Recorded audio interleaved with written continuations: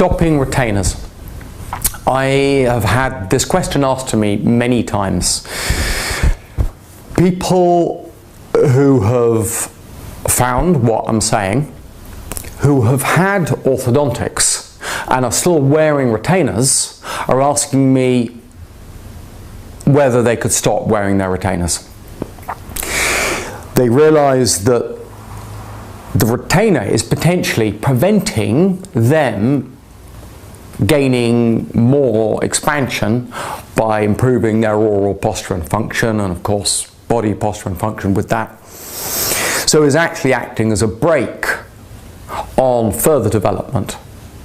Now, I must be cautious because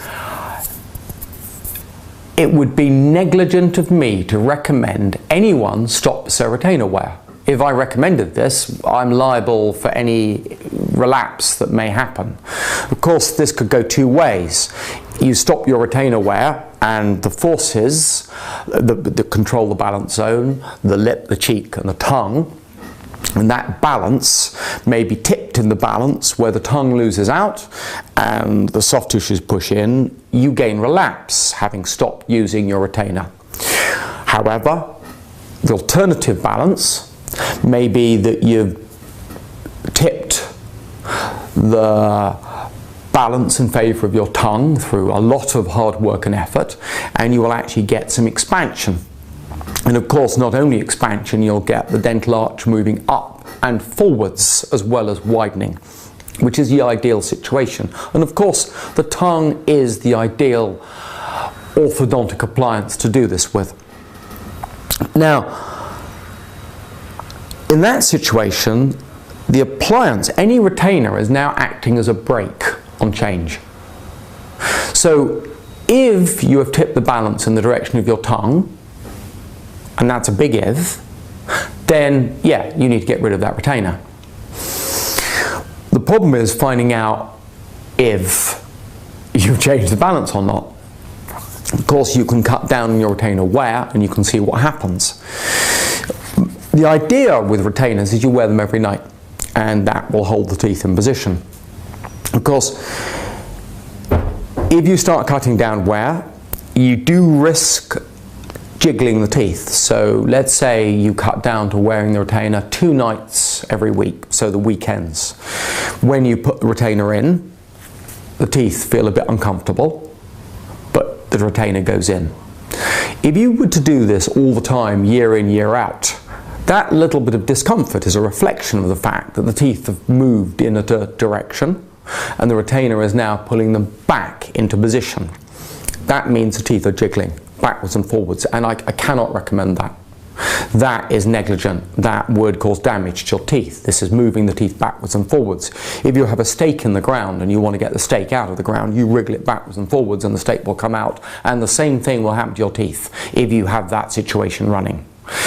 It's probably worth cutting down as an experiment, but you can't maintain a situation where the teeth are jiggling. This is something you have to experience for yourself. The feedback that you get from your neurological system, from your nerves, that is imperative. Feel it, understand it, and use that as a guide to pushing yourself forward on this situation. There are different types of retainers. Of course, one of the classics is the Essex style retainer, the ones that look a bit like Invisalign retainers. There are clear aligners.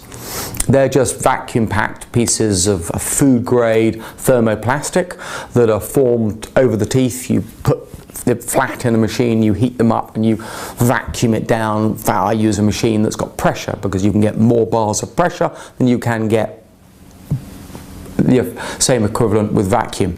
So, and I get a better formation on that. But it's essentially the same things. They're various different sorts of vacuum retainer. They're very effective at holding the specific positions of the teeth. They don't tend to occupy any space in the roof of the mouth. So they occupy minimal tongue space. They do hold the teeth open a fraction. If you've got 2 of them, an upper one and a lower one, because they're going to meet in the back teeth first, the gape or jaw opening that you're going to generate could be as much as 1 millimetre on the front teeth sometimes, usually less. But that is significant. I worry about jaw joint problems in relation to that, but that's another thing. The other types of retainers, let's say a Hooley retainer that's also very popular. This has a piece of plastic in the roof of the mouth and some wires that clip onto the teeth. And Hooley retainers don't hold the teeth apart, but they occupy a lot more tongue space on the roof of the mouth, particularly that space where you want to have your tongue. And then there's a multitude of different types of retainers of different shapes and forms. One interesting thing is, were you to have a fixed retainer, one that goes behind the teeth, the front teeth, you would either have that behind the lower 6 or 8 lower front teeth, or upper, usually I recommend only 4 teeth. If you go on the canines, it doesn't tend to work a long time because you snap them off. There's so much force on the inside of the canine. So I would recommend having 4 on the upper teeth. One of the advantages of these retainers is they won't stop you whitening your own arches.